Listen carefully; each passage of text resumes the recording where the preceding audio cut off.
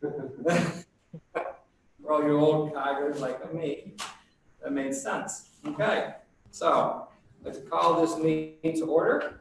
I have 6:35, 6:33. Okay, so please stand and pledge allegiance. I pledge allegiance to the flag of the United States of America, to the republic which stands one nation under God, indivisible, with liberty and justice for all. Mrs. Munson?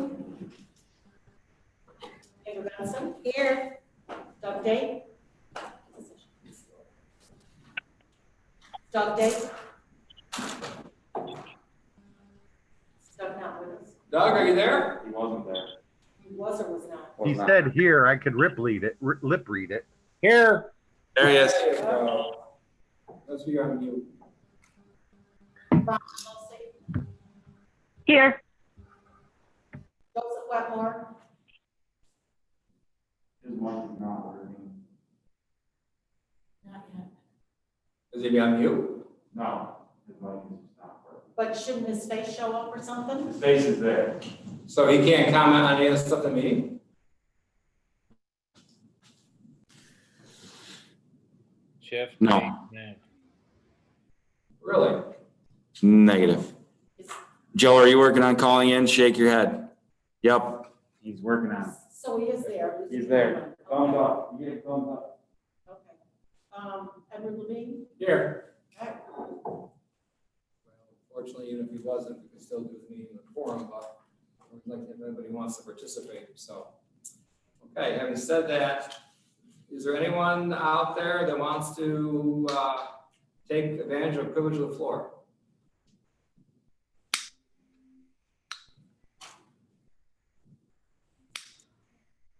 Anybody want to do privilege of the floor? I don't see anyone in the waiting room. Okay, we'll move on. Item 5 in your packet is the Lansing Community Library Report. And Andrew, do you want to add anything to this? Just that there is some concern about the ventilation system, which is old. That building is quite old. And I'm not sure what the name of the filter is, but maybe Patrick knows it. Like the state wants you to put it, they want you to have. It's a HEPA filter. They don't know if that's going to be possible. They're working on it. What did you say there was concern about? What I didn't hear that. The ventilation system. Ventilation. Okay. They use those in airplanes, they use them in, as you know, Yeah. operating rooms. Is because that is something to do with the COVID. Is there money available from the federal government or state government to actually, That I don't know. I mean, sometimes with the CARES Act, you can do these things that actually directly do. So, okay. Anything else? No. Okay, wonderful. Lansing Youth Service Report is in your packet also. And then we come to item number 7, which is Mike Sigler. I did talk to Mike. He did give me some notes. Obviously, July, he was very busy, as we all know. He got married in Puerto Rico. Good for him, I think. That's where he got married. That's where his honeymoon was.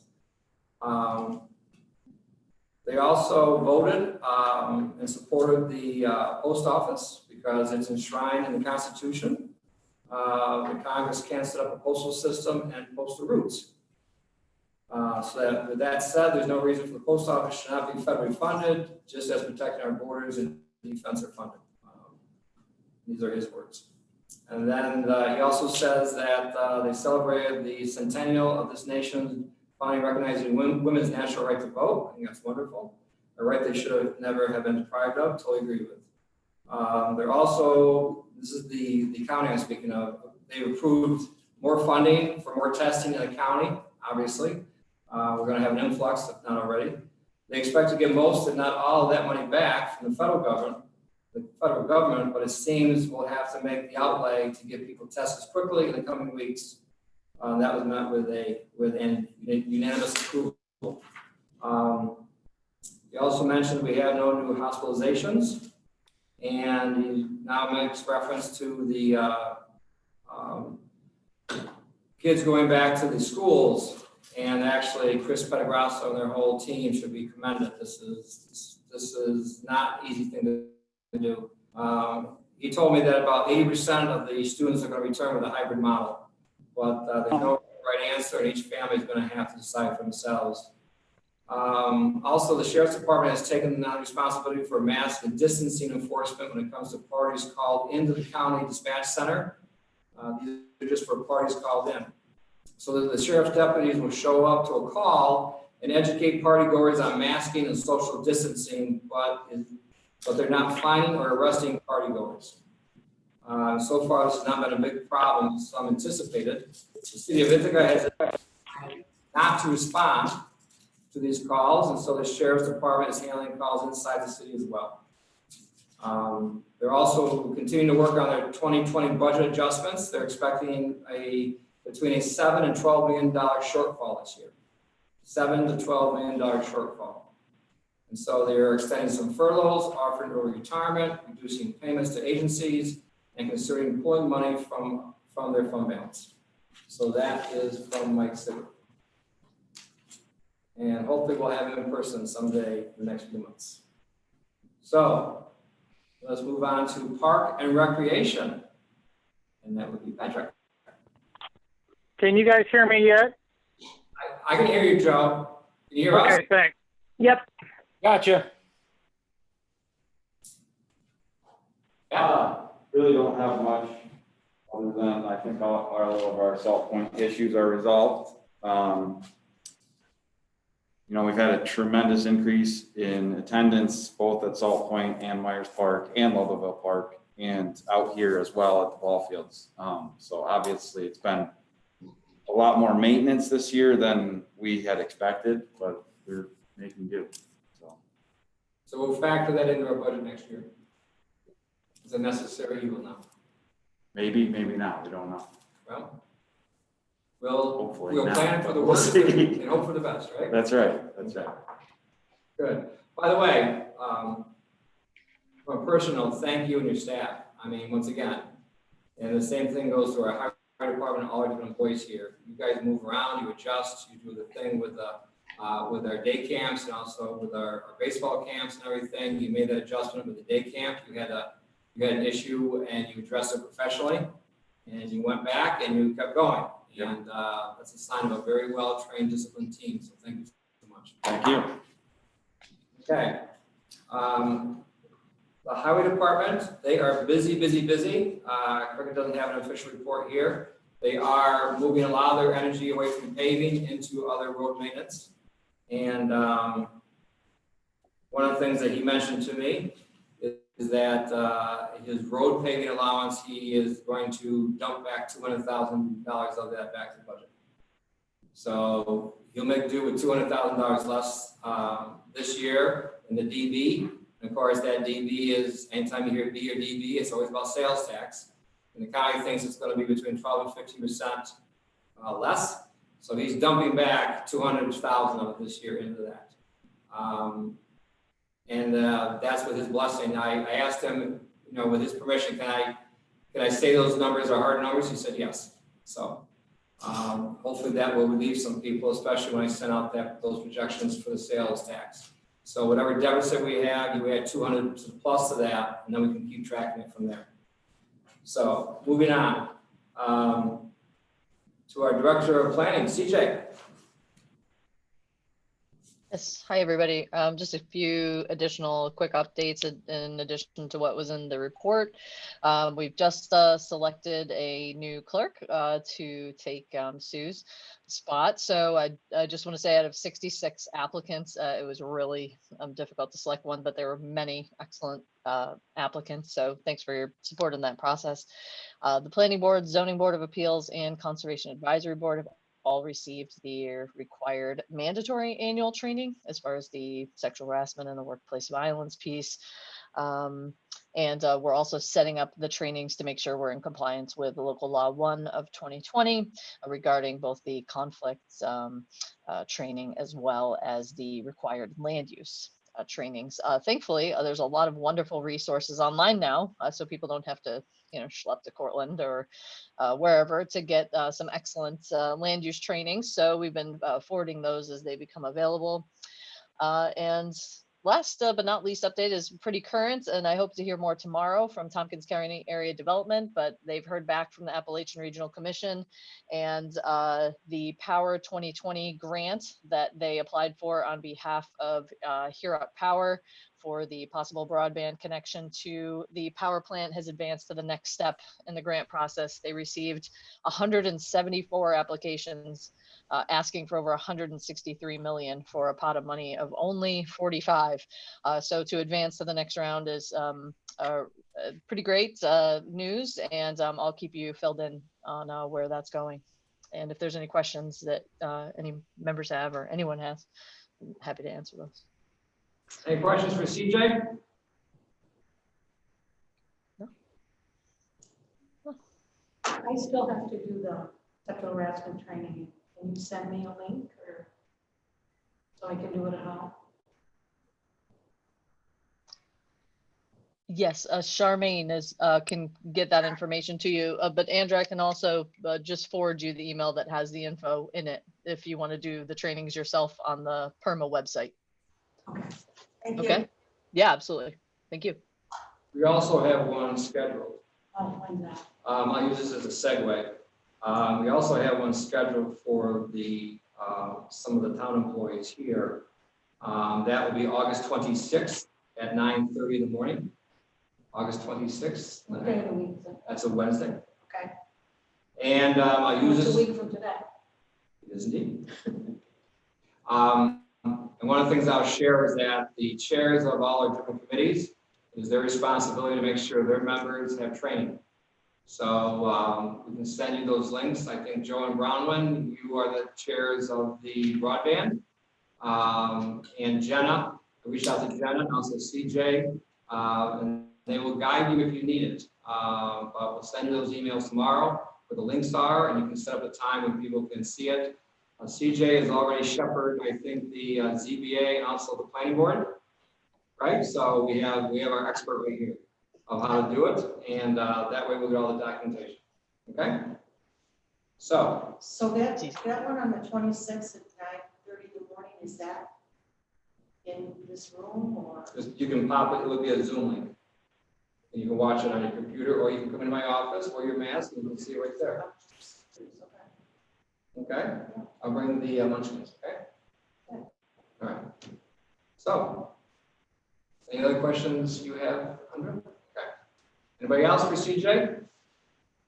I just think it's a big load off your shoulders that you said it was a tough decision. You got a lot of very qualified applicants. That's always a good sign. Yeah. On that. It's a great process. Okay. Thanks. Next in your packet is item 11, which is the engineer's report. Dave Herrick does not have a report here, but there is something we will probably discuss later on in the meeting as far as that goes, pertaining to something that Dave Herrick, I think it's the bid we have for the board. We can discuss that later as the resolution approaches. I think there's a resolution there, isn't there? Okay.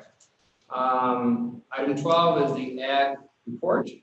They're all out in the fields right now, doing what farmers do best, and we probably won't see them until October. Praying for rain. Yes. Praying for rain. I find it ironic. In May, I was getting all these phone calls about how the docks were flooded and they let the water in too fast, and oh my God, it's going to be a terrible year. And then I don't know about where you, because now with the weather, you have these sporadic fronts come through basically, and I think we had one steady rain at our house. Maybe about 2 inches in one day. That's about it, really. On that, I did notice that the lake is down a lot, Mike Patrick. About 10 inches. 10 inches. Yeah. And there was very much concern in May to get the boats right. You got to call people and tell them to move their boats, and had to redo all the ropes and everything as far as that goes, so they didn't blow the docks. Yeah, imagine that. And Mother Nature. Yeah. We're just along for the ride. You're so right. You're so right. Okay, on to item 13, which is the consent agenda.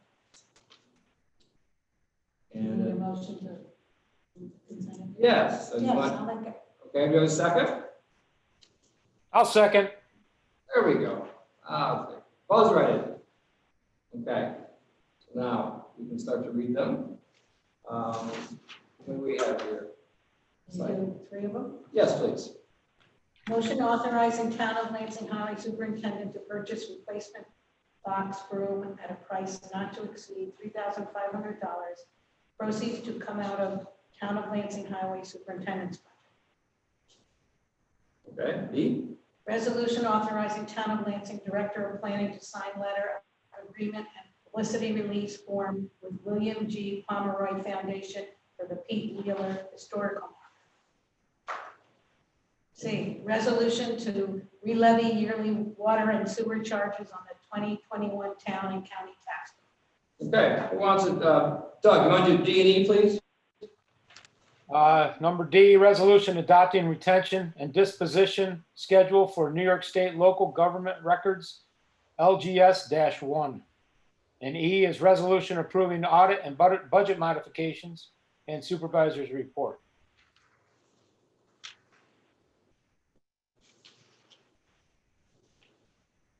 Thank you. No discussion at this. Okay, so, Enjoy the moment. right, so this roll call is, just to clarify, is for motion 20-18 and resolutions 2110 to 2113. Andrew Benson, Yes. Doug Day, Yes. Bronwyn Mosley, Yes. Joseph Wetmore, Yes. Edward Levine. Yes. Item 14. Someone like to make a motion for item 14, resolution authorizing town supervisor to execute independent contractor agreement with Susan Munson for administrative services for the planning and code enforcement department. I'll move it. I'll second it. Any further discussion? Yeah, I still object to the idea that we keep making these resolutions after the fact as opposed to doing it before the fact. We could have done this at our last meeting. We could have done this at the special meeting, and I don't understand why we keep making agreements that the town board then retroactively approves. Any other- I could speak to that. That's my request, and it was my error for not including it actually on as part of the resolution that accepted Sue's resignation, accepted Jen's resignation, and then added the independent contractor agreement. It's was simply an oversight on my part. So Okay. if there is a concern about the budgetary element of that, I'm happy to discuss that. Okay. Any other comments or questions? Mrs. Munson? Andrew Benson, Yes. Doug Day, Yes. Bronwyn Mosley, Yes. Joseph Wetmore, No. Edward Levine. Yes. Excellent. Moving on to item 15 in your packet. Resolution approving agreement for sale of Gore of land at end of Forest Acre Drive. I'll make a motion to accept that. Is there a second? Second it.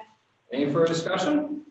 Yeah, I would like to go into executive session to discuss a potential sale of property.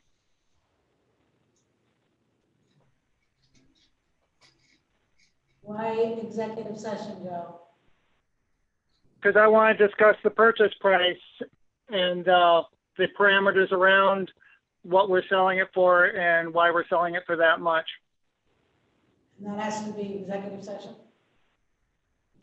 Yes, because if we discuss it in open session, people who are interested in buying the property will hear our bargaining points and our bottom lines and stuff. And that puts the town in a position not really being able to discuss this stuff openly. Are there people interested in buying it? I'd like to go into executive session to discuss this. We tabled this for a month, waiting for someone to come forward. I'm asking to go into executive session so that we can discuss the purchase price in executive session. Guy, what's your personal thought on this, please?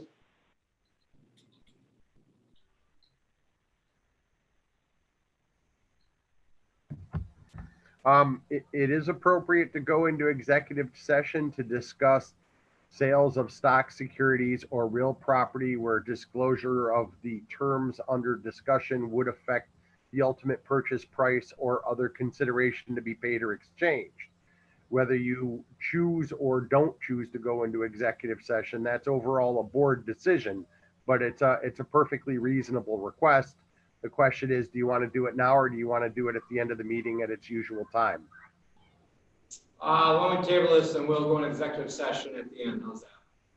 I mean, Thank you. at least people can see the form of the resolution and know what might or might not be adopted when the board comes out of executive session. Well, But it's up to you guys if you want to discuss it in executive session and when. I just think I wouldn't keep the public waiting. They know what the issue is, whether they agree with it or not. We'll have a referendum if it comes down to it, but that's my 2 cents. well, let's move this meeting along and then we can discuss this at the end. So we'll table that for the moment.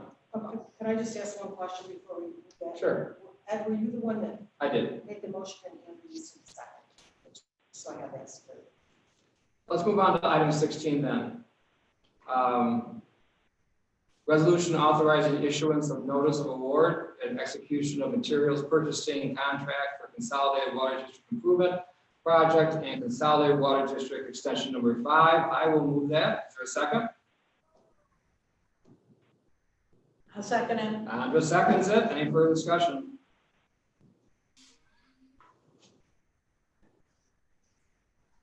I guess I'm going to go on a consent agenda then. No further discussion. Mrs. Munson? Andrew Benson, Yes. Doug Day, Yes. Iowa Losey, Yes. Joseph Wetmore, Yes. Edward Levine. Yes. Item 17 in your packet, resolution reestablishing town center committee and appointing members. I don't think we should. Somebody else. Guy, We should move it. I asked, Guy, can you give us an explanation if Andrew and I, it's necessary for us to recuse ourselves considering we're being appointed?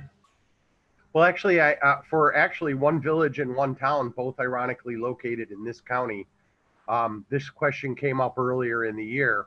The question comes up under quote unquote the Green Doctrine and the Whitehall Doctrine. But suffice it to say that when a town board acts to appoint an advisory board, the rule would be different for a non-advisory board, i.e. Conservation Advisory Board, Planning Board, ZBA. But when it's an advisory board and you don't have a conflict of interest by reason of consanguinity, remuneration, consideration being paid to you directly or indirectly or a family member, then you don't have a conflict of interest that would require recusal of voting on who should be on a committee, particularly given that it is prototypically common for board members to sit on committees, especially advisory committees. It's not as common for board members to sit on non-advisory committees because of the potential conflict for oversight and governmental decision-making and budgetary funding and things like that. But they don't come into play on a purely advisory committee. And the ruling, the input that I received from both the Conference of Mayor and Associations of Towns agrees with that prior research. I didn't see anything. I mean, I'm not aware of anything in this particular resolution that might trigger like a general municipal law, Article 18 conflict of interest, or even the appearance of a conflict of interest. But what is protocol, policy, and procedure can be set by the town board for the town in situations like this. And I'm not aware of a procedure that would require recusal or prohibit that appointment. But as a board, you're free to make what rules you wish. I guess I'll move the resolution. I'll second it. Any further discussion? Mrs. Munson? I was just wondering how the folks who were going to be on that board got chosen, and if that's something that normally would go up for, like other boards where we put out an advertisement for it for people who are interested. And just wondering why who's on it is on it. CJ, you want to help address that, or let me chime in? Sure, I can. I just went off the historical roster, essentially. There was Okay. I think the town attorney, the town planner, one or two town board members had been on it. So I went off what the previous piece was, and then also added the town engineer because, he's got, Okay. huge understanding of the area. So that Right. was as scientific as it got. Yeah, can I say to Bronwyn's point, there's a range of population for this committee, and this is only a launch. I certainly agree that Okay. an assortment of citizens could and probably should sit on the board as well, which I think is where you were ultimately going, that we need a process to have more than just internal input. Exactly. Because just sitting around talking to each other only gets us so far. So, yeah, as long as we have I was thinking a member of the planning board member might be appropriate. Well, you have the town planner, on there, and once again, this is an advisory board, it still has to go through the process. If we're gonna sell land to somebody, it still has to go through the process of being approved by the town board, and then you have a 30-day referendum period where the townspeople can say no. So it's not like we're just doing this and in a closed door and say, here it is. But what better group to have than to have an engineer, have your attorney, and have your planner? Because if you're going to have any hiccups, those three are going to probably sniff it out, I would imagine. And that's what an advisory board should do. It should take the weight of this certain project off of the backs of the other people that are doing other projects. Once again, this is the first step. It's not like you're not going to have input, because you're going to have, if somebody was going to purchase that land, you have public hearings on it, just like we did with Milton Meadows. I don't know how many public hearings we had for that one.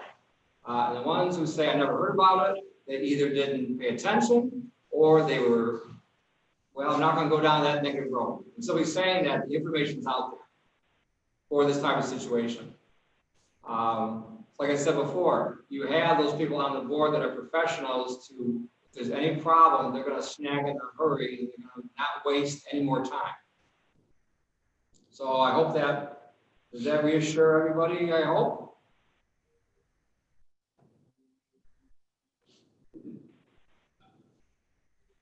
I guess what would reassure me is if we got regular updates from that committee.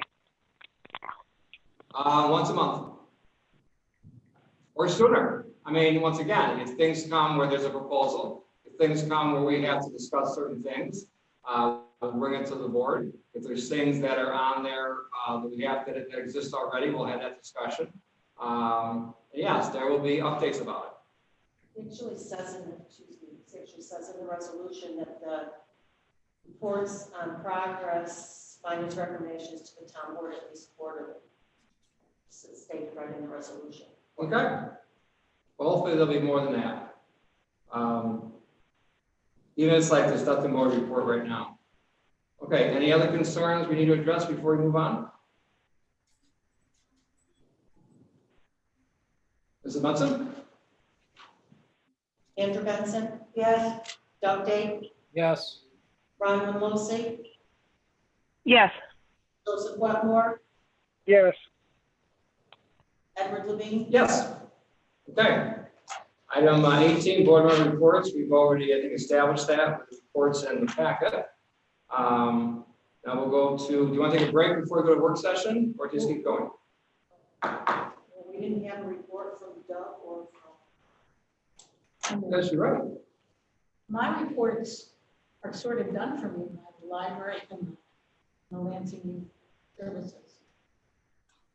That's why I don't. Okay. That's good. Good. Doug? Reporting on the July 27th planning board meeting. I believe Joe touched on what we did at the the 10th, August 10th meeting with regard to the training in his report. But several different projects that were still under review with the planning board. Bretton Woods major subdivision. I believe we tabled that because we wanted to talk to, well, we weren't getting information from the Bretton Woods people. So we actually tried to address it on the 10th. It was brought up, but we didn't have time to do so. So, or I say we, I shouldn't say we. The board didn't have time to do so. So I believe it's on the next agenda. I haven't looked at it yet, but I think that was the inkling they wanted. Had a approval actually come back from the ZBA for a Gambrel paddlecraft shed, and that was approved. And then finally, with regard to the Hart's property on Maple Ave minor subdivision, had several, I think 4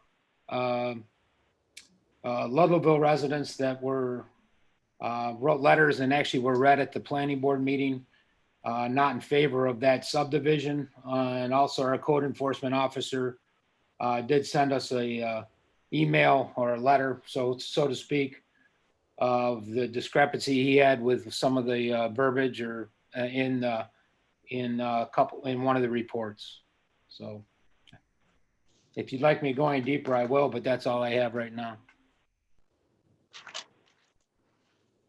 Okay. Brown, you want to add anything to the report that you submitted? No, not what, just that it rolls into our work session conversation too, but that Pat did such a great job of addressing the situations at Salt Point that we don't really need to discuss that today. That it seems to be, like you said in his report, pretty well figured out. I can take Salt Point off the work session. You're comfortable with that? Yeah. Yeah. Okay. Joe, anything to add besides what you gave in the packet? Yeah, I have one question for the board. One of the things the group would like is to find out from Spectrum what their coverage area is in Lansing. And I'm wondering if that would be appropriate for, say, Ed to just write Spectrum and ask them directly what their coverage area is, so we can kind of see who's getting coverage and who's not. Okay.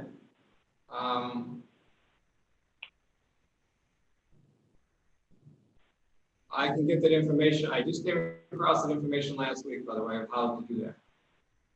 And we should have a conversation, and I'll send that to you. Okay? Okay, thank you.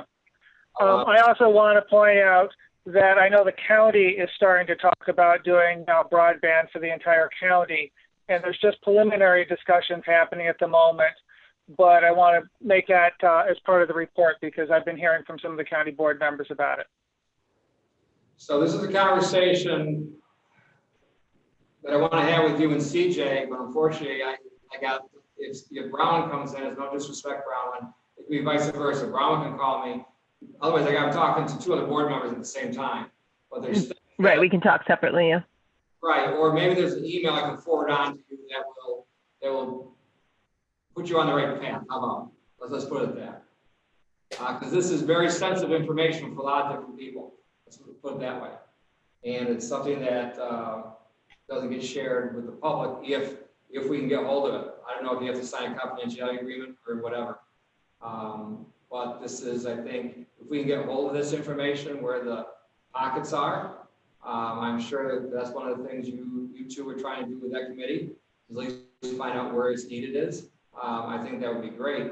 And the more research that I do on this, it's not only the ones that don't have it, it's the ones that are basically being overused right now because there's not enough fiber for the ones that are hooked up. That's the other concern we have.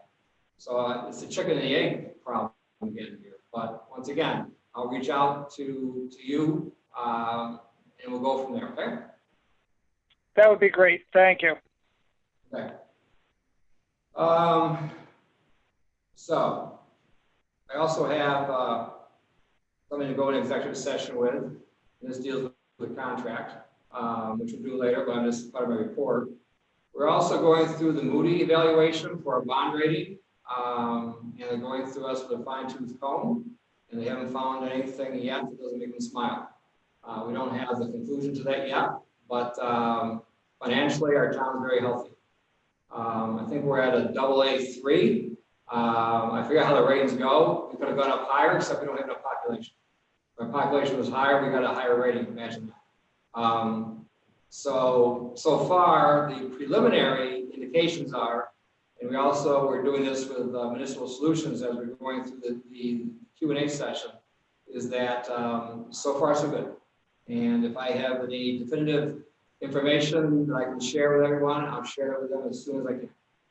It's very important that we maintain our bond rating as high as we can for borrowing, which next week at Municipal Solutions, we have our phone call to bundle the, Water District number 2, number 4, the Bone Plain Road, and number 5. So that actually will be on the 27th. So Charmaine and I will have a phone call with them as we did in the past, and we'll see what the numbers are, what the percent is. And I would be very surprised if it's over 2%. We'll see. So we'll discuss in a little bit the budget discussion and the sales tax. I already mentioned about the highway department decreasing the road improvement by $200,000. You have your sales tax information there, which we can discuss further if you so choose. Setup training, I discussed that briefly for the different chairs and co-chairs to take care of for, I think it's the sexual harassment, right? One, there's two. There's two though. Besides that, there's workplace violence perhaps. And at some point, I think we need to discuss Cricket's email he sent to us about the truck. I don't know if you want to do that now, or you want to segue that into the budget discussion, or whatever. I'd like to tie it in with the budget discussion. All right. Anybody else want to do it that way, or they want to talk about it separately? No, I think it's a good idea. All right. I'm fine with that. All right. So let's talk about the budget. In your book, and you all have these books every year, they come out in August, Town Topics, and they always ask what the schedule is. The schedule is on page 6.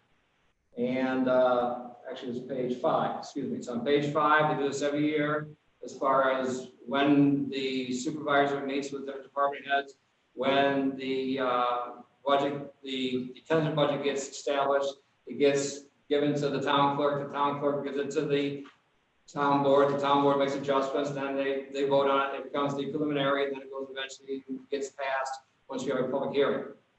To cut to the chase on all that, at our next meeting, which I think is September 16th, you will have budget, the tentative budget, and then we can digest it then. But that's coming in a month, just so you know. Because we haven't got everything all tabulated yet, because there's still the pilots. We're still waiting for some pilot information coming out there, and there's still other information that we're waiting on, assessments. Looks like the assessments right now are going to be a little bit over 38 million increase. And part of that is new lumber, which I'm ecstatic about. And some of that, unfortunately, is on the backs of the people who have houses and businesses already. So it looks to be about, this is, as they say, STC, something to change. But initially, it looks like $38,261.71. And that includes the devaluation of the old power plant because it no longer has a pilot. Is now simply assessed because there's no business up there. So my understanding is that decrease hit has been absorbed also. So it looks like it's going to be about 38 million and change. So keep our fingers crossed. So what else? You guys want to start throwing stuff out there? Feel free. Everything I've been reading about the effect that the economy shrinking and COVID and stuff says that this is going to be about a 5-year process before we get back to normal. And so I'm asking if you're starting to look at some of the cutbacks that we're doing this year as longer term so that we're ready for lower tax rates, lower sales tax rates in the year coming up as well. When you're talking lower tax rates, you're talking basically from the A fund, the DA fund, which is townwide. Because the main concern I see is with the sales tax numbers. Because you can't, you can control, and for the record, our sales tax has gone up 5 cents, excuse me, our tax rate's gone up 5 cents in 4 years. Yeah, I'm not talking about property tax. I'm talking about sales taxes because I think those numbers are going to stay lower than we've had in the recent past. It's going to take us a good 3 to 5 years to get back up to the numbers that we've been enjoying for the past, 5 to 10 years. So this is a sales tax discussion for you? I think it's part of the budget. I think what we're looking at is a long-term recession that we're in, and it's hitting sales tax, and it's hitting it for several reasons. But we're seeing this year's sales tax down. It's down about 125,000 so far, and probably will be closer to 200,000 by the time we get to December. And I'm not expecting us to get back to the normal numbers next year. And I'm asking if the preliminary budget is going to reflect that sales tax is going to be significantly down next year from what it was in 2019. Okay. Addressing the sales tax issue, the announcement tonight that we paired off 200,000 off the road improvement. I mean, please keep in mind at some point the roads have to be maintained. And what Cricket has done is he has basically taken his crew and started to fortify all the culverts and all the other areas around the roads, shall we say. And so we watched the sales tax very carefully. It might be 10 to 15% decrease.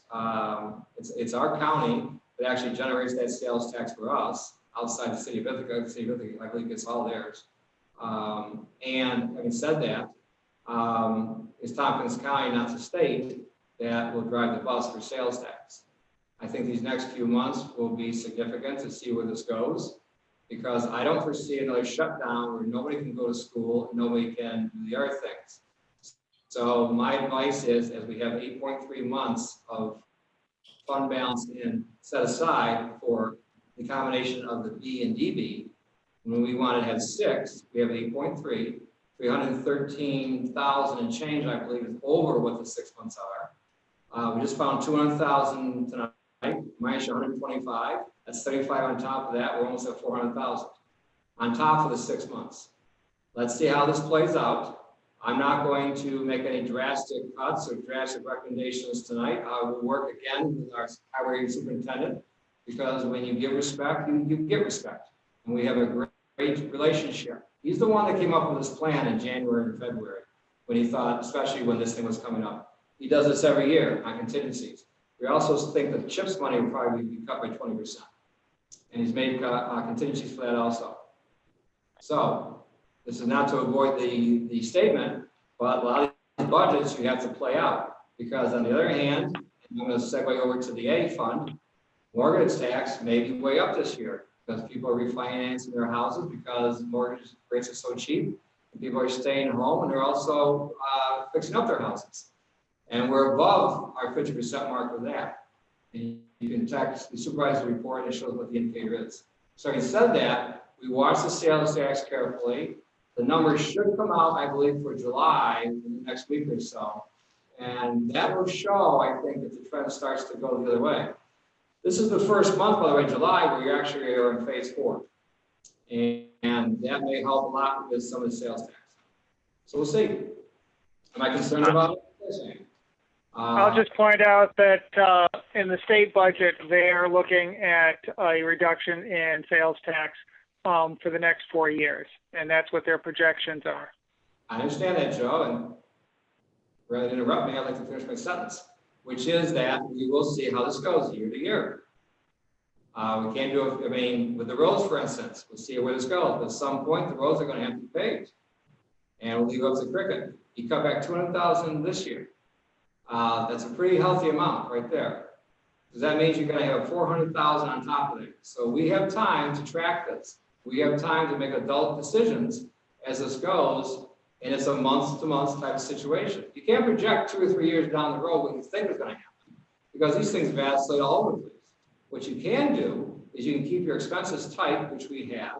You you can basically estimate what your revenues are conservatively, so that if you do have a hiccup, like we do here, you have the fund balances off to the side that can absorb those. That's why we have our fund balance policies. That's why we have our reserves. So financially, we're in very good shape to make adjustments.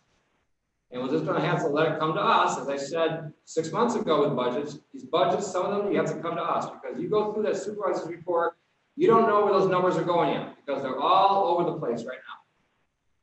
And we'll have to see where it plays out. You look at, for instance, the budget this year with Patrick. He's already exceeded his projections for the whole year for the gate receipts. He's already exceeded for the whole year by the end of July for camping. He's already exceeded for the whole year for boat slips and boat launchings. Yes, pavilions are down slightly, we understand that. But part of this is also an improvement. So you put all that together and see where it is, and little by little, it comes a little bit clearer. And so we can keep talking about this next month and the month after and have updates. I have no problem with that. But to go down in the future, we'll see where all this plays out. I suspect Crickett's going to dump some of his money back in also, because he doesn't have a secretary, which he projected for. And there's a lot of other numbers when you track those. You simply just have to wait and see. Would I like to have an exact answer for everything? And in fantasy land that happens, but in reality, we have to wait for these numbers to actually come to us. And we have a far better opportunity to do that, because we have excellent people in each different department. I mean, CJ's been running under budget. You want to go back to the B fund. She's been running under budget for what, 2 months, 3 months, CJ? As you limp along trying to patch this together.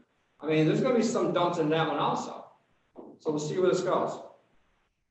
Any other questions? We'll be dumping a lot right as well. I don't give a specific. I can't hear Pat. I'm optimistic. Quite frankly, I'm optimistic. We had a day camp this year, and we had a baseball camp this year. You know what? I'm sure that the schools and other people are watching us and see, how do you guys do that? We had a soccer team with 100 games. Yes, thank you. We're not going to hide in the basement and be fearful. We're going to be fearless. We're going to see what the numbers are. We're going to attack it. Because you know what? People that elect us, they want us to have courage. They want us to be the leaders and say, you know what? We're not taking one step backwards. We're going to give as much value as we can to our tax holders, our taxpayers, and our residents. And we're the ones that are going to lead them through this. So I feel very comfortable in the next 5 years that we're coming out of this far better than where we came in. And by the way, when you look at the government, it changes every day, right? This thing was supposed to be over. You're supposed to have a vaccine. No, because it's the plague. You look at the other plagues we had, they usually last about 5 years, and they're nasty. This one, we've got a great jump on it. I suspect by next year, we'll be in far better shape. Anyone else? Well, my department. I got this one dumping. I got this one dumping. CJ's dumping. I'm sorry. The courts are running with one clerk instead of two this year. And she, by the way, and she was also full-time. So when you look at her salary, we had 2/3 on top of that, what gets dumped back in. Who else we got out there that we're going to dump? They're all dumping in. Dumping's in Lansing, huh? Yeah. Excellent. So I have a question about what Cricket proposed. He's asking for $90,000 out of to buy a plow. He said he was requesting $140,000. Is that on top of his normal budget, or is that just a normal budget line that he's referring to? What it was that this truck he was going to order for next year, and that was in $140,000. So what it looks like is that it's going to be this truck, which is a mid-size, is used to plow Leatherville, like on Doug Road. That size, is that right, Patrick? Yes, you actually use that truck a lot, I think, in the wintertime here between you and Owen. So that truck, it's available now. The gentleman came up to him because they had such good working relationships and said, I have a truck for you right now, and it's actually $8,000 less than what he had to do if he had ordered next year. And so now we're actually saving $8,000 out of 90. What's that? 11%? Or where can you get 11% money nowadays, right?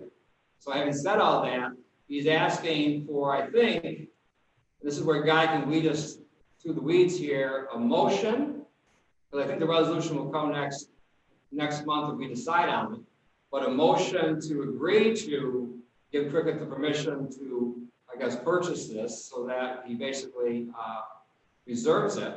And 30,000, up to 90,000, 30,000 will come out of the DA fund, 30,000 out of DB, and 30,000 out of sewer and water. It's a 1/3, 1/3, 1/3 ratio. Correct. The 140,000, what he's projecting his expenses this year because you want to buy, I believe, a pickup truck and something else next year. That's where that other 50,000 came from. So the 90,000 he's asking for in advance, and then in next year's budget he'll be putting in 50,000. So totally it'll be 140,000. It's just a matter of doing it now and saving the taxpayers $8,000. Do those lines have enough money in them to cover this and everything else they need to this year? Yes. And those are separate from the 200,000 that he's planning on not spending? If you want to pause for a minute, I'll go get my figures. But the DB fund's very healthy, so is the B. And I don't think we need to get it out of reserve equipment for that. I think you can do the 30,000 right off those lines. And water and sewer are very healthy. We see those reports every month. I'm asking about what we're also planning on spending out of those because I don't want to come up short in November because there are other items coming down the line that we're going to use some of that money as well. Well, water and sewer, I don't see anything out of water and sewer except O&M and something breaks. As far as the DA fund goes, I don't see anything out of that. We can go into, I think we're at 5.4 months. At least that's what it was January 1st when I did the projections for the A and DA together. 5.4 months. You also have reserve funds of equipment if you want to tap into those. There's a lot of different ways you can pay for this. Oh, and by the way, the other truck is breaking down. So you want to fix it now and then pay the $8,000 extra next, either way, you're going to be paying something. Or do you want to have that truck break down? So he has the other concern. He stretches these trucks until the wheels start to fall off on here. If there's any of the other board members that have concerns about purchasing this truck? I would like to see us get a mini deal on it, save 8,000. I know it's not a maxi, but it is. 8,000 is 8,000. And so, Guy, I need some help here because this to be a motion doesn't have to be a resolution, does it, for us to agree?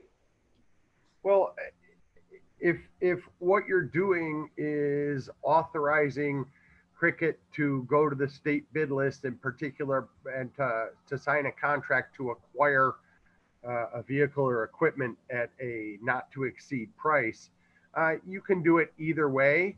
But if it's going to have a lot of bells and whistles on it, like you're going to have a public bid, or he has to get certain accessories that are all separately priced, then probably a resolution would be more appropriate. The little bit I know about this suggests it's a straight line, out of the box vehicle off the bid list, but that would be up to you guys to, I think it's pretty straightforward and you could do it by motion. You're just authorizing someone to purchase something ahead of schedule. So not to exceed $90,000 and not to exceed $30,000 out of 3 different funds of 3 particular line items. Why don't we just cut to the chase and do the resolution now? Or are you doing a resolution or a motion? I would rather do the resolution right now and see if the board has the take the temperature of the board, and if so, let's cut to the chase and get it done. Well, somebody needs to write a resolution. So, right on top of my head, here we go, okay. I would like to move that the Cricket, the Highway Superintendent, Charlie Purcell, has the authorization to purchase a mid-size plow and truck. I hope I'm doing this right. Not to exceed $90,000. And 30,000 of that will come from DA, line 5130. 30,000 will come from line DB, 5110. And 30,000 will come from sewer and water, line 8340. These are the limits that he is allowed to use for no more than a $90,000 purchase.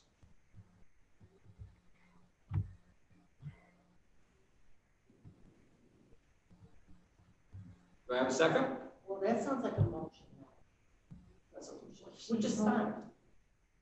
Does he have to say be it resolved? I mean, not if you do a motion. Motion, you're just saying you're authorizing Cricket to purchase what I got, your mid-size truck and plow, you said? Mm-hmm. I think I got most of it, okay. Not to exceed $90,000, DA 5130, 30,000, DB 5110, 30,000, sewer and water 8340, 30,000. Yes. Yeah, I mean, motion's fine, you can purchase, you can purchase it with just a motion. Do I have a second? I'll second it.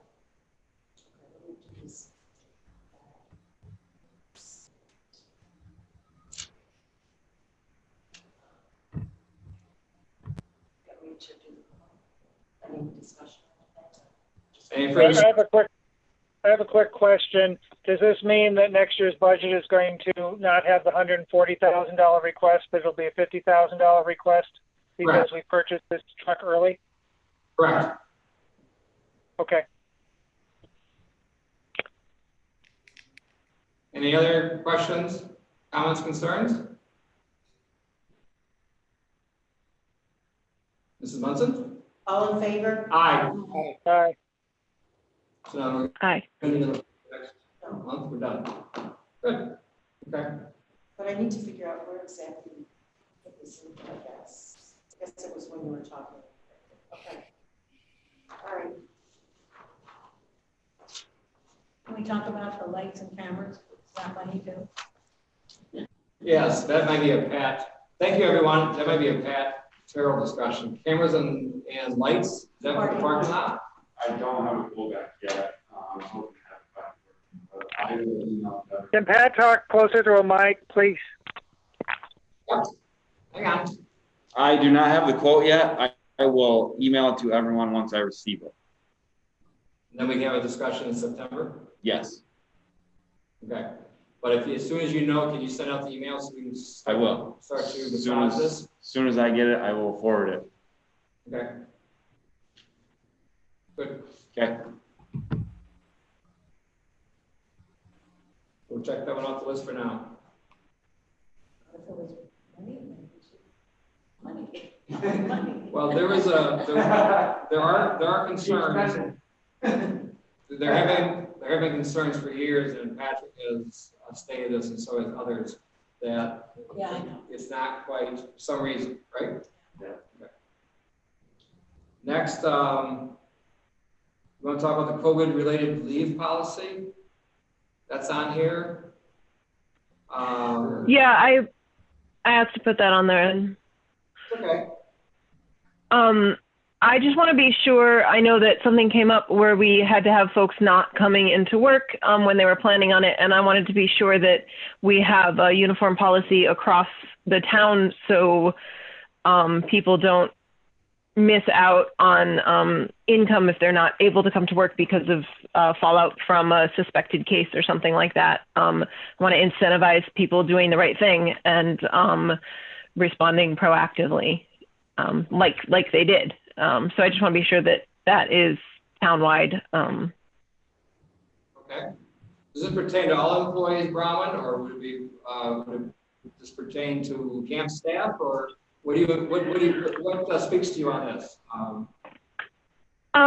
My thought, and this is part of why I want to talk about it and think it through, is that it should be for everybody. Like if someone believes that they have been exposed, even if they're not in mandatory quarantine, but if there's an expected or a suspected exposure at the town hall and people need to close down and go home, I want people to be paid for it. And, you know, we can't say indefinitely, but we need to have a period of time where we'll say we'll pay people even if they're not able to work because of this Let's say something suspected.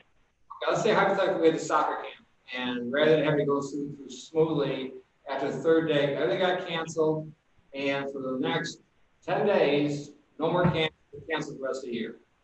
Would you be comfortable paying them for what they should have paid for that camp. We're talking about all the coaches and staff. Because there's like two different groups here we're talking about. We're talking about the full-time employees, we're talking about the part-time employees and seasonal. And I would call probably the camp staff is seasonal also. Now, if they're there in good grace and they get sent home the third day, and they can't be there for their extra 5 days or 6 days, I'm in total agreement that they should get paid the full amount. Because I'm not gonna get volunteers in the future for situations like that. Am I close with this, Pat? Correct, that's why I brought this to everyone's attention. My day camp staff had this situation, they did a great job. I didn't force anyone to go get tested, they all went and got tested the next morning on their own goodwill. Made everyone feel much more comfortable. And I just felt like they should have been paid, they weren't paid. They did take a day off and I brought them back because we had to do some heavy duty cleaning per the health department regulations. So I did get them paid for the last 2 days of that week, but there was one day, a day and a half they didn't get paid for. I think it personally should be town-wide, seasonal, part-time, whatever it is. I feel that way. That's, you know, it's okay if you disagree with me, that's fine. I don't have an opinion either way, but that's why I proposed that policy, and I think everyone wanted to see it. And I know Guy probably has a few more comments and maybe wants to tweak it and change it, I'm sure. And maybe you guys want to change it, but that's up to you guys. Yeah, you want to jump in on this? Well, there are some pretty good federal and state guidance on what is appropriate in terms of paid leave for COVID-related issues. Generally, it's up to 2 weeks for mandatory testing, things like that, and it's largely for the policy reasons that have been discussed, and that is you don't want to incentivize people who have been at risk of exposure or who are under a temporary quarantine until someone's test results to come in to say, oh, I have to come into work. So I did look at the policy and I thought it was really consistent with what other municipalities have been doing to address this issue. But what works here, and whether you just want to add to leave time or add to leave time in the event of a COVID-related concern or infection, emergency, quarantine, etc. The hitching point that comes into play in some places is what happens when it's a deliberate act, i.e. not you were exposed to someone because you went to a party and somebody wasn't wearing a face mask.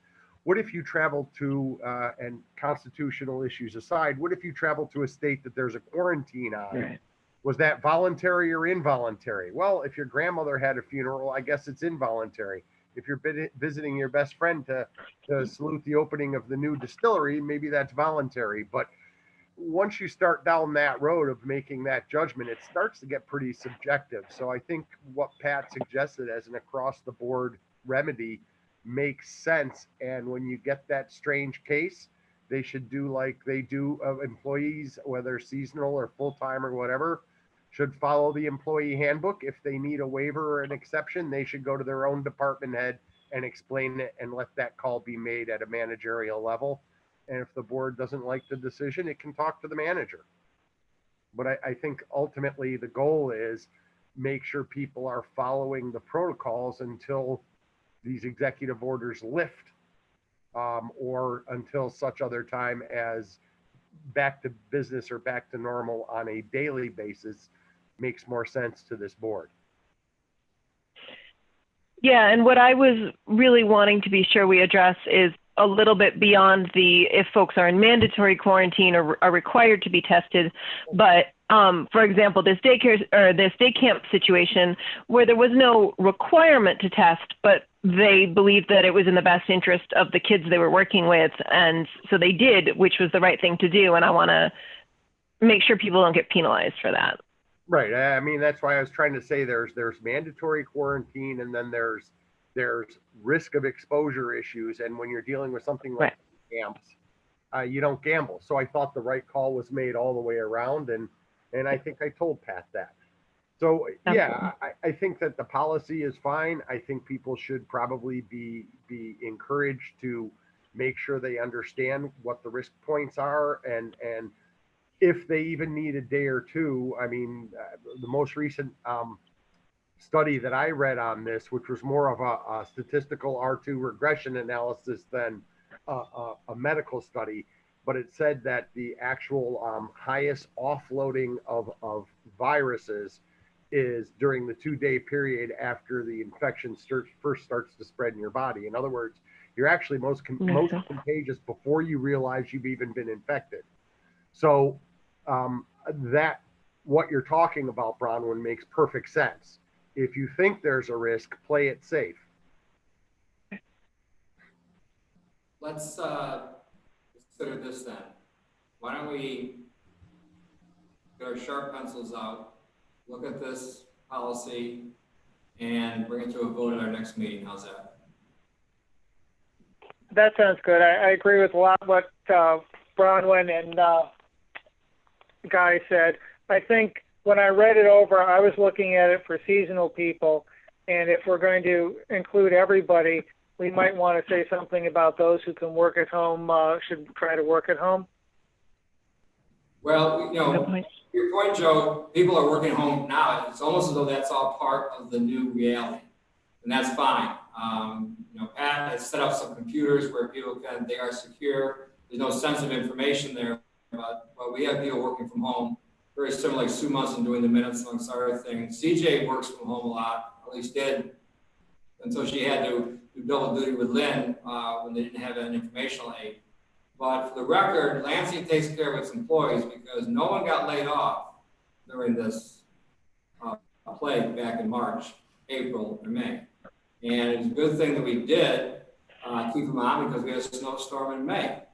So we have a history of taking care of our employees. So I'll follow your lead on this, Bronwyn, and let's have a finalizing conversation and resolution at our next meeting. How's that? Sounds good to me. Okay. So I guess, Pat, if you want to send that around to everybody again, and we'll start the conversations again. And if there's any tweaking needs to be done, we can do it and get a final draft before our next meeting. How's that? Okay. All right. Next is the budget. You want to talk about the ethics board vacancies? Sure. Has there been any other people who've come forward or are being brought forward? And what are the thoughts about the two changes that I've been suggesting to the ethics board? The first thing that no town board members or no town officials be on the ethics board, and the second one that the ethics board be charged with reviewing ethics disclosures on a yearly basis.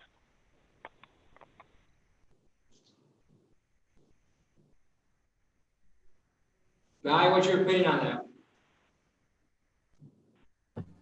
Well, the first point is something that I've been recommending for about a decade, and it's also in the proposed changes in legislation recommended by the comptroller and under review by the legislature, but obviously put into neutral over the past 4 months.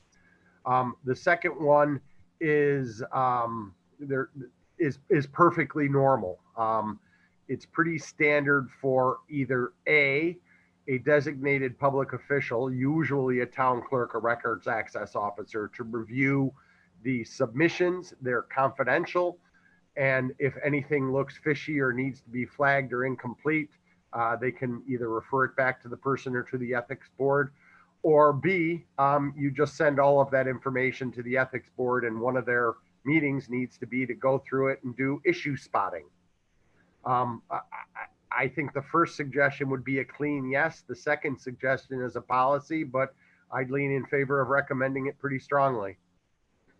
So you're recommending that the second part where we fill out the ethics form that goes right to the ethics board, or does it get reviewed by the town clerk first? Well, I mean, you can set up the policy as you wish. Some people only refer it to the ethics board if there's an issue, but realistically, considering the confidential nature of some of the materials, probably it is most appropriate to have the ethics board reviewing them, as opposed to have nothing against our clerk. I trust her discretion innately and completely. But they're the board that's charged with knowing this. They're the board that has some training or has some experience doing it. And they'd probably be the better board for issue spotting. Nothing against you, Deb, but that's why I'd sort of lean in that direction. But as in terms of what you want to adopt as your policy or how you want to amend your code and procedure, those are the two traditional ways of doing it: designating someone to review them and refer incompletes or potential red flags to the ethics board, or just going straight to the ethics board. Given the nature of the personnel matters often involved in these things, I agree with Joe. Going straight to the ethics board is probably the better course, but it's not required. It's what works for your town, so long as you meet the minimum standards of Article 18. Okay. How's the rest of the board feel about this? Brown, how do you feel about this? I think both those suggestions are really reasonable. I think that having the ethics board a little bit firewalled from the folks that it's us that it is monitoring makes sense, and having the ethics board who has the expertise in ethics monitoring the disclosures also makes sense. Okay, Andra? Yeah, I would agree. I guess I'm sort of happy that they haven't been called on very often, but they, if necessary, then it should be people who are well versed in it. Doug? I'm in agreement with Brown. Well said. Okay, so we can make those changes while we're at it, though. I think we also should advertise for people to apply. Unless you just want to nominate people. Well, at least I think the word should get out there that, especially for the ethics board, that there'll be 3 openings for that. I think Kevin Wiskowski will stay on, and so will Jake Franklin. But there'll be 3 openings on that. And, I think maybe put it on the website. What else we can do for having applications for this? And does it go through the clerk's office? Whose office would it go through? Probably goes to the clerk's office as far as the applications go. We may be able to tweak one as we do for the planning board or the ZBA, their applications, and say what makes you feel qualified to do this, and go forward. Has anybody spoken to the 2 people remaining? I have. I talked to Kevin, but not to Jay. I'm assuming they both. I think they should probably be reached out officially and ask them officially to do that, and go from there. So, the reason I asked Kevin was because at one time he was going to move out of town, and I don't think someone out of town would qualify to be on the ethics board anymore. Right. He's not. So that was the only conversation I had to him about that. Did you specifically ask you want to continue? I did not. I simply asked him, "Are you staying in town?" And he said, "Yes, I am." And, it was implied, but I think we should specifically ask them. Yeah, I think it's a great idea. Yeah. And put it out there for other people that want to apply. Just in case they don't, then there'll be more. Yeah. So I guess we'll get an application together and we'll get on the web and we'll go from there. Anything else to discuss in work session before we go to executive session? I just had one more question about the ethics board. Do they have term limits of any kind, or are they reappointed once a year as a body? I'm kind of glancing it over and not seeing it. I think it's in the organizational meeting, isn't it, that we approve them every year? I don't know. I'd have to look. I'd have to look at the, past resolution and stuff. Yeah, off the top of my head, I don't recall whether there are specific terms, but they are appointed annually. But if we want to say that, maybe that should be another change to the code, setting forth what a term is. There are advantages to getting new points of view on there periodically, but there are also advantages to longevity. because those aren't necessarily easy rules to understand.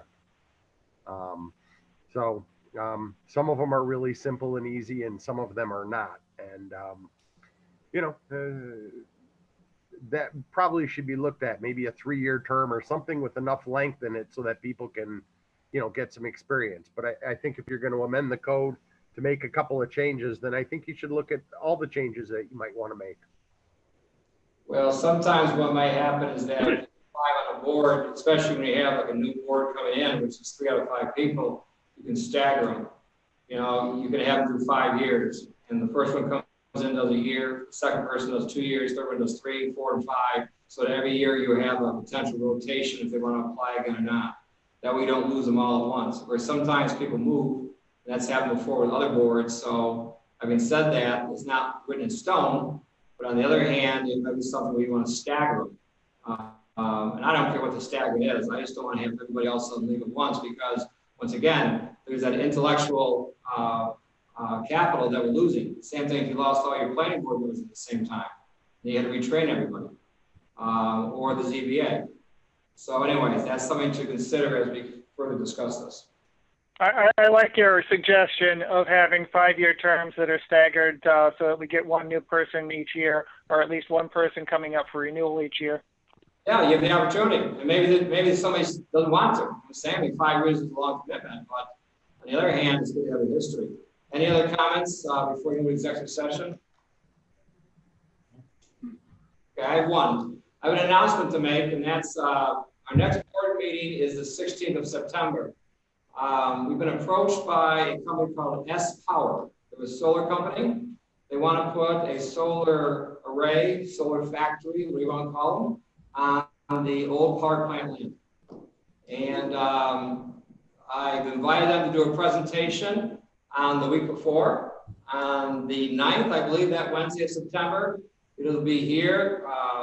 Jerry Goodnow and his crew from the, what is it now called, COC? Whatever it is. There's so many different names for this. It'll be Baywolf, Rocio Power, COC, former AES. They'll be here. Also, the people from S Power will be here to give the presentation on what they propose. The goal is to get information out there to people, accurate information, so people don't fill it in for the worst case scenario. And number 2, they would like a letter for their NYSERDA grant from the town. But I'd like to have them make their presentation first, and then we can discuss that and make a decision at our next meeting in September, which will be the 16th. Can we stream that meeting over YouTube so people can watch it from home? Well, not only will we do that, Joe, but I'd like to be able to take questions from home also. I'd like to make this as a Q&A session also. So like we do the privilege of the floor, if somebody wanted to be the host, and we'll let people that are in the waiting room say, do you have a question, and type it in.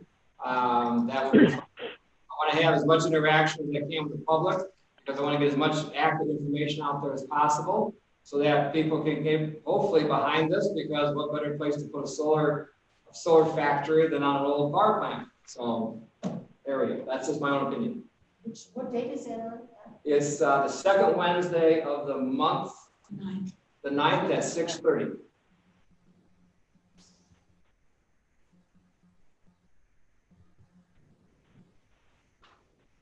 So Joe, you want to move into executive session?